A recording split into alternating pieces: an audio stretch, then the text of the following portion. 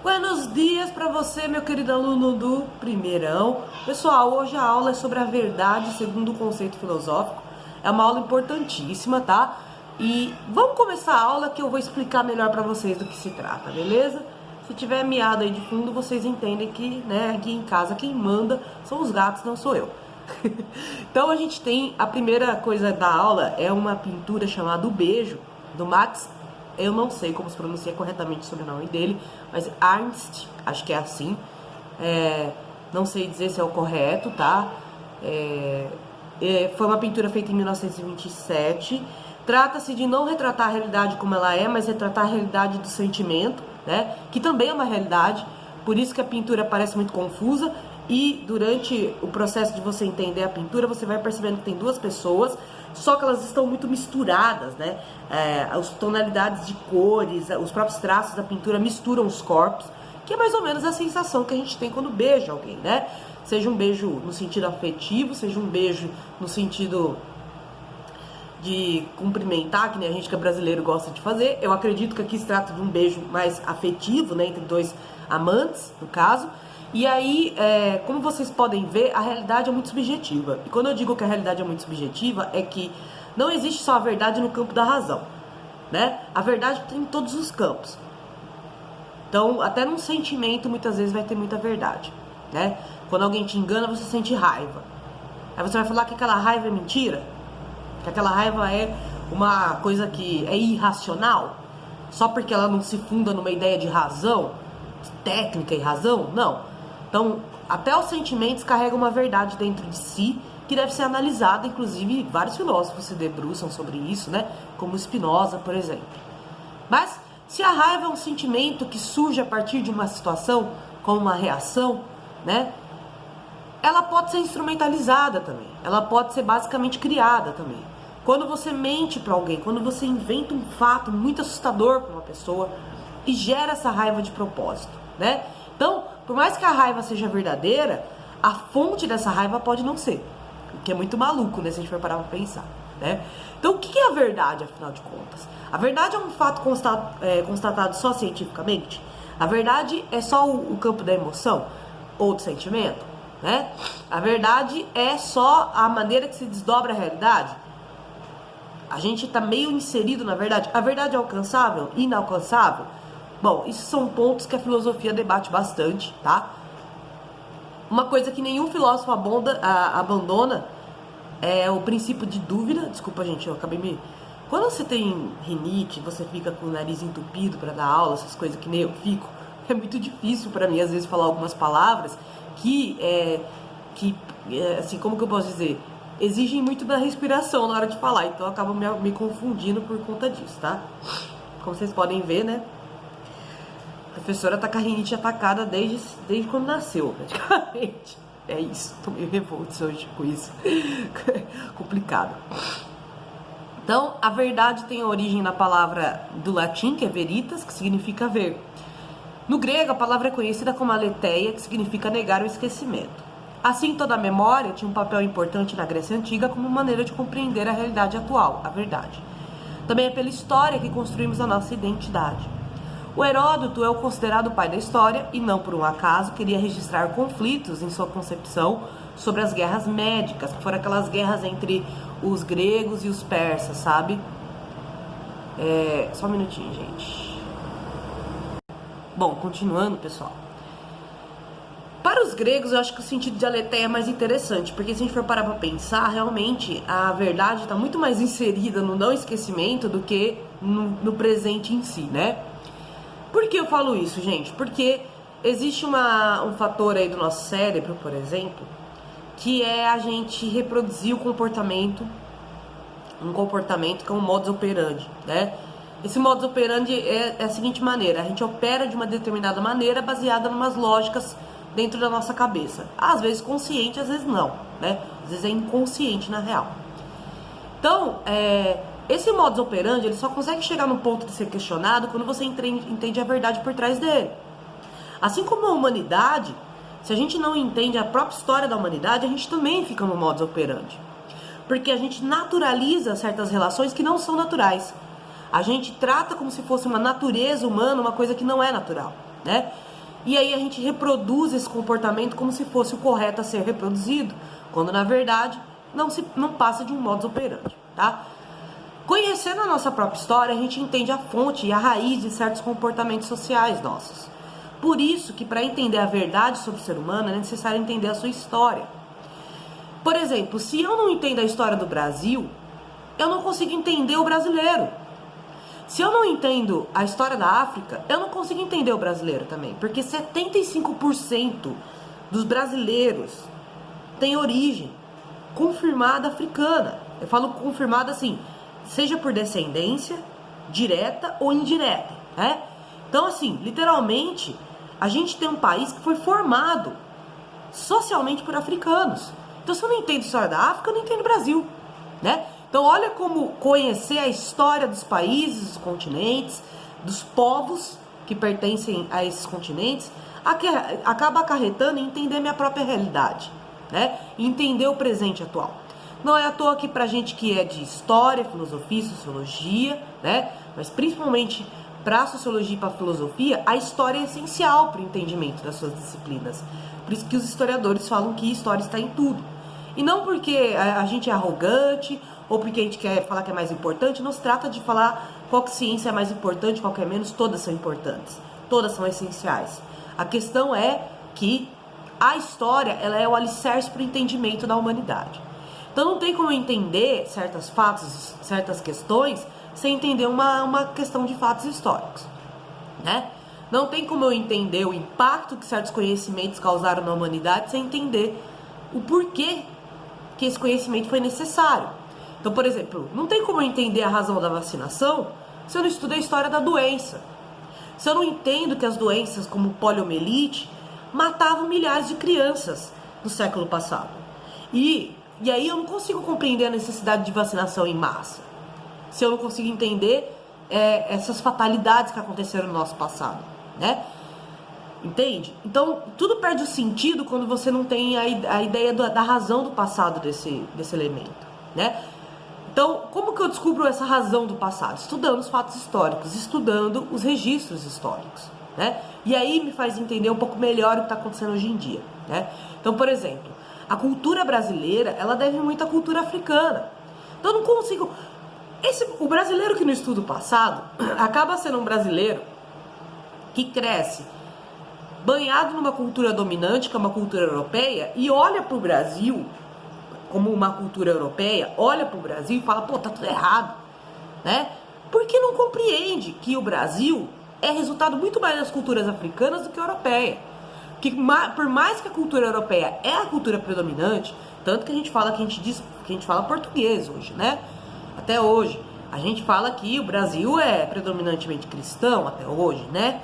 E dentre outras coisas que são elementos da cultura europeia. Mas esse cristianismo brasileiro é repleto de africanidades. É repleto de crenças ligadas às africanidades. Os estilos musicais brasileiros são muito mais africanos do que europeus, né? Os elementos africanos são mais evidentes do que os europeus. Só que como a pessoa que é banhada nessa cultura dominante, que de propósito é uma cultura europeia, uma vez que o Brasil é um país que se fundou numa estrutura racista, então parte desse racismo é a supervalorização da cultura europeia. É colocar a cultura europeia como erudita, como coisa que vai para o museu, como coisas que devem ser vistas como geniais, incríveis, engenhosas, e a cultura africana como coisa de marginal, como uma coisa simples, como algo que chega a ser bestializado, né? Quando na verdade a cultura africana é muito mais diversificada do que essa cultura europeia que veio para cá. E por consequência é mais complexa de ser entendida muitas vezes, né? A gente subestima o entendimento dessas culturas, né? Então, você pega lá os elementos do funk brasileiro e você põe junto com os elementos do candomblé, né? São batidas que acabam se misturando. A questão do festejo, da gente gostar de ir pro bailão, da gente gostar de curtir uma festa, isso veio da África. Isso veio dos países islâmicos africanos e dos países de cultura iorubá banta, né? Então, de onde que veio certos festejos, certos hábitos dos brasileiros? De povos indígenas e povos africanos, que se a gente não estuda a história desses povos, a gente não entende o Brasil. E por isso que existe esse brasileiro que é banhado dessa cultura europeia, que olha para o Brasil e não compreende nada. Ele olha para o Brasil e fala: eu não consigo entender porque que o povo gosta de determinados ritmos musicais, de determinadas coisas, sendo que na minha visão isso não é coisa de erudito, não é uma cultura, porque essa pessoa associa cultura à erudição, né? E a erudição a coisas vindas da Europa, né? E não coisas vindas da África, elementos vindos da Ásia, dentre outras coisas. Então, assim, além de ter esse desprezo pela cultura que é predominante no Brasil, por mais que a gente... Agora eu vou falar uma coisa muito séria. A diferença entre cultura predominante e cultura dominante, tá? A cultura dominante é a cultura que vem de uma elite. Então essa elite aristocrática portuguesa que ficou no Brasil, que veio para o Brasil junto com Dom João VI, ela permaneceu até hoje. Inclusive os descendentes dessas elites são ricaços, têm grandes quantidades de terras, né? A maioria deles são praticamente ruralistas hoje, né? São pessoas que detêm muitas terras e que continuam tendo um monopólio de dinheiro muito grande. Vivem de exportação, né? Vivem dessas coisas. Então, essa elite dificilmente vai conseguir entender o Brasil. Porque é muito difícil você entender o Brasil pela ótica do europeu. Ainda mais um país que, sem brincadeira, gente, entre 1550, que começou o tráfico negreiro, né? E 1850, ou seja, por 300 anos da nossa história, de cada 100 brasileiros que eram trazidos para o Brasil, pelo menos 80 eram brasileiros. De cada 100 pessoas trazidas para o Brasil, 80 eram africanas. Isso significa que a gente se fundou em cima de um povo africano. E esse povo, que até hoje sofre com essa estrutura social racista, é um povo que não trouxe só sua força de trabalho, trouxeram sua cultura, trouxeram sua língua, trouxeram sua religião. E isso foi se misturando com os elementos europeus que estavam predominantemente aqui até a princípio, e com os elementos indígenas, que eram de fato os elementos nativos do Brasil, né? Que é os americanos originais, vamos dizer assim, né? Então, literalmente, isso foi gerando uma cultura que era dominada por europeus. Então havia uma demonização de tudo que vinha dessas culturas africanas e indígenas e uma supervalorização de tudo que era europeu. Isso explica porque que o brasileiro até hoje tem medo do candomblé e não consegue entender a complexidade dos fatos negativos ligados ao cristianismo. Por que eu falo isso? Porque é muito fácil para uma pessoa entender o lado negativo do candomblé na visão dela, no Brasil. Mas é muito difícil ela olhar para o cristianismo e entender as grandes contradições. Porque existe essa redoma, essa gleba, essa coisa que protege e que blinda tudo que vem da Europa. Enquanto existe uma condenação, uma demonização de tudo que veio da África, de tudo que veio das sociedades indígenas. Porque essas populações ficavam subjugadas sobre os europeus, né? Então eram populações que precisavam ser constantemente vigiadas, que precisavam ser constantemente controladas, e parte desse controle dos europeus sobre essas populações foi esse processo de estranhamento dessas culturas, foi esse processo de criar uma forma de pôr o negro contra o próprio negro, pôr o indígena contra o próprio indígena. Isso é um elemento básico da nossa colonização e que funciona até hoje, né? A gente vê até hoje isso acontecendo. É triste, mas a gente vê até hoje a própria população brasileira degladiando entre si, enquanto essa aristocracia olha lá de cima e fala: deu certo, o nosso projeto deu certo. Quando eles olham um Fernando Holliday da vida, que é um deputado estadual lá deputado estadual não, deputado de São Paulo, deputado não, nossa, tô falando ele é vereador de São Paulo, inclusive está correndo aí as eleições, que despreza o movimento negro, que despreza as cotas raciais, que despreza tudo que os pretos brasileiros conquistaram com muita luta. É o projeto da branquitude brasileira, é criar várias formas de ser preto, né, no Brasil, não que não existam, né? A gente tem que parar com esse estereótipo que o preto brasileiro, ele é uma pessoa só, ele é um tipo só. Na verdade são várias formas de ser, né? Assim como os brancos. Eu não pego um italiano e comparo ele com um alemão, né? Eu falo que por mais que o italiano e o alemão são europeus, a gente sabe que eles culturalmente têm coisas muito diferentes um do outro, né? Tem distinções aí na maneira de agir. Então, o alemão geralmente é mais frio, né? Os alemães, eles geralmente têm mais disciplina. Os italianos são mais ligados ali à parte da cultura renascentista, porém, os italianos são mais festeiros, né? Os italianos têm mais aquela questão da família, né? E tudo mais.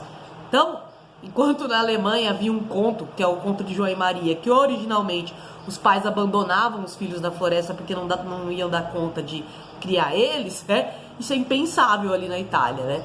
Então, assim, são elementos diferentes. Não estou dizendo que o alemão automaticamente é uma pessoa... como que eu posso dizer? Qual a palavra que eu posso usar, cara? É uma pessoa fria, calculista e sem coração. Não é isso, que ele não ama os próprios filhos. Eu tô querendo dizer que é uma dinâmica social diferente. A gente consegue reconhecer isso. Então a gente também tem que aprender a reconhecer que entre os africanos, por mais que havia cultura iorubá em comum, por mais que havia cultura banta em comum, eles eram muito diversificados entre si. Inclusive, essa diversidade era usada pelos europeus para colocar um grupo africano contra o outro, né? Então, os historiadores citam exemplos como, por exemplo, o fato de que os escravizados islâmicos sofriam um certo preconceito por parte dos outros escravizados que eram de origem iorubá, né? Aqui no Brasil. Isso não era comum lá na África, isso se tornou comum aqui no Brasil. Isso é retratado, inclusive, em vários textos que falam sobre a revolta de Malês, inclusive numa série que fala da revolta de Malês, mostra essa discriminação a princípio, né? E depois esses grupos se unindo contra o mesmo ideal, que era acabar com a escravidão, né? Então, era esse o grande medo dos portugueses, que esses grupos se enxergassem como iguais e lutassem contra os escravocratas. E por isso que eles criavam essa coisa do tipo, olha, ele é preto que nem você, mas você é um preto de alma branca, né? Um tipo bem racista, né, de se referir ao outro. E você fala de uma maneira tipo, olha, quer queira ou não, a gente, né, criamos grupos aí brasileiros, né, que são diferenciados entre si, e eles criam uma guerra entre esses grupos, né, criam uma maneira de... É a mesma coisa que aconteceu com o machismo, galera, só resumindo a palavra aqui. As mulheres, elas, em vez de se olharem como iguais, elas passaram a ficar tipo, ah não, mas eu sou uma mulher diferente porque eu sou de família, ah não, mas eu estudei, essa mulher aí é empregada doméstica, ela não é igual eu, né? Então você vai criando diferenças sociais junto com diferenças culturais que vão criando subjugamentos entre o próprio grupo. Então, tipo, a mulher branca não se vê que nem a mulher negra, que também não se vê que nem a mulher que tá em determinado grupo social, muitas vezes. Então, a mulher negra e a mulher branca não se vê como uma mulher mestiça e por aí vai, né? Você vai criando esse mecanismo de dominação. Então, a cultura africana no Brasil, por exemplo, ela é uma cultura predominante, porque ela está em tudo. Porém, ela não é dominante, ela não parte dos grupos que dominam a sociedade. Ela não vem desses grupos, pelo contrário, ela vem dos grupos que são considerados dominados socialmente, né? Então, grava essa mensagem aí. Eu dei toda essa explicação porque, assim, tem muita gente que olha pro Brasil e tenta passar uma lente europeia para enxergar o Brasil. Ou estadunidense. Gente, não dá. Não dá. O Brasil tem muitas particularidades. Por mais que tem coisas que são comparáveis mesmo, tem momentos que você olha e fala, meu, não dá. O Brasil tem coisas muito exclusivas, né? Enquanto, por exemplo, nos Estados Unidos o iluminismo chegou através do Thomas Jefferson, né, desses intelectuais brancos aí, no Brasil o iluminismo chegou pelos negros, né? Então, os intelectuais pretos que trouxeram o iluminismo para o Brasil, que eram geralmente mestiços escolhidos para estudar na Europa. Pois é, haviam filhos de senhores que eram escravizadas, que eram os preferidos ali deles, que eles mandavam estudar na Europa. E aí esses intelectuais que foram estudar na Europa, pretos, voltavam com as ideias iluministas. Por mais que estudavam em universidades conservadoras, como no caso de Coimbra, Portugal, eles traziam essas ideias para cá, entendeu? Então, assim, nesse sentido, o Brasil tem peculiaridades históricas que não dá pra gente pôr no mesmo saco que a história dos Estados Unidos, que a história da Europa, que a história da África, entende? A gente estuda a história desses países porque a gente não vive numa ilha, isolada do resto do mundo, né? A gente vive, na verdade, num contexto global. Tá bom? Então, continuando, Para o Platão, o entendimento da verdade perpassa pelo entendimento da realidade, daquilo que é. Assim, a filosofia não seria apenas entender o que é, mas ser.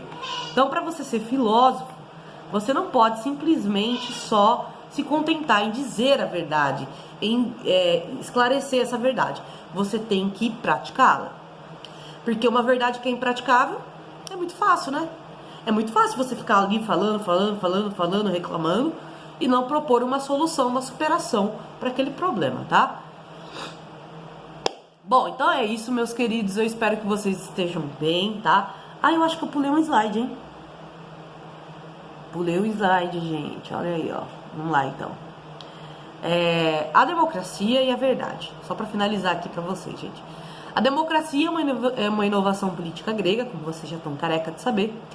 A expressão da autonomia humana é o pensar político democrático. Então o ser humano só se torna autônomo e não precisa viver à sombra do outro quando ele tem um pensar mais democrático. E olha como a nossa relação humana com os outros é uma coisa muito louca, né? Quando o ser humano tem sede de controle, ele também tem sede de ser controlado. Porque se ele acha normal controlar a vida de uma pessoa por inteiro, controlar cada passo daquela pessoa, ele vai achar normal controlarem ele também, né? Então, todo grande ditador da história era uma pessoa que queria ser controlada também, de certa maneira, né? E qual que é a maneira de eu não deixar um ditador tomar o poder? Pela democracia.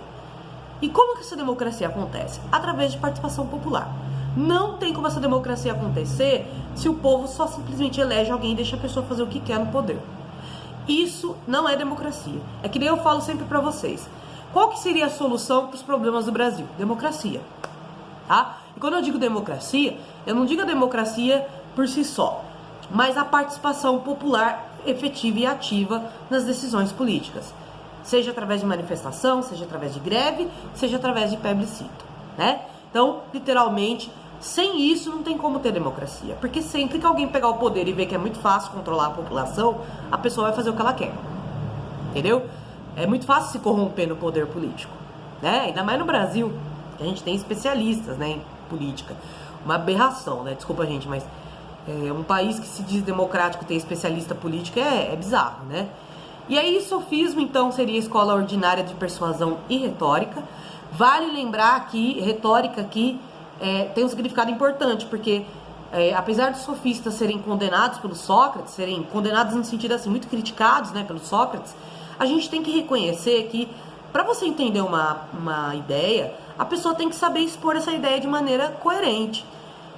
Então, 100% aí do entendimento da aula de vocês de filosofia depende da maneira que eu me expresso muitas vezes, né? Isso é importante também. É importante você saber passar uma ideia para a pessoa. O que era errado é você usar essa persuasão para manipulação, ou seja, você usar uma boa retórica, uma boa argumentação para fazer a pessoa pensar como você e não, de fato, pensar por si só, né? Que era o que o Sócrates mais criticava na escola sofista. Então, para o Platão, o entendimento da verdade perpassa aí pelo entendimento da realidade, então, daquilo que é, tá? Como eu havia lido. Então, vocês vão fazer a questão 1 que está no slide para mim. Espero que vocês estejam bem. Um beijo para vocês e até a próxima.